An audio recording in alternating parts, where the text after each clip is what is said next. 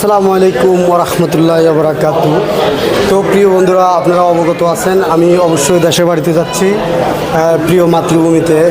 তো দুবাইয়ের সাথে কথা বলি, দেখা যাক আজকে এখানে আসে দেখার পরে এতদিন তো বড় একটা বোঝা মনে হয়, যেন পুরা প্রবাসের কষ্টটা বুকের মাঝে ছিল। 4টি বছর কাটিয়ে দিলাম, তো এখন দেখতেছি যে এখানে আসার পরে খুব মনে হচ্ছে যেন ঈদ আসছে, এরকম প্রবাসীর মুখে আনন্দ ছড়িয়ে পড়ছে।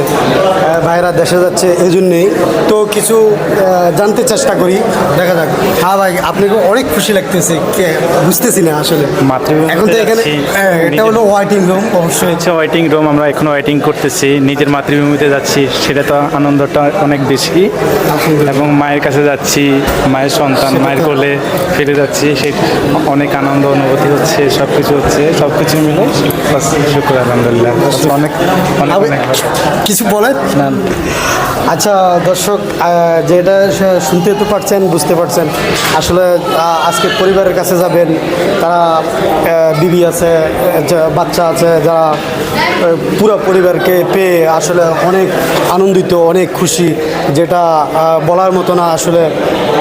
আর কি বলবো, অবশ্যই প্রবাসীরা যখন আবার 4 মাস 3 মাস ছুটি শেষ, আবার আসার সময় পুরা দুঃখের বোঝাটি বুকে নিয়ে আসতে হবে। তো অবশ্যই আমাদের সাথে থাকুন, আমার পেজটি ফলো করে দেন, আর ভিডিওটি অবশ্যই শেয়ার করে দিবেন।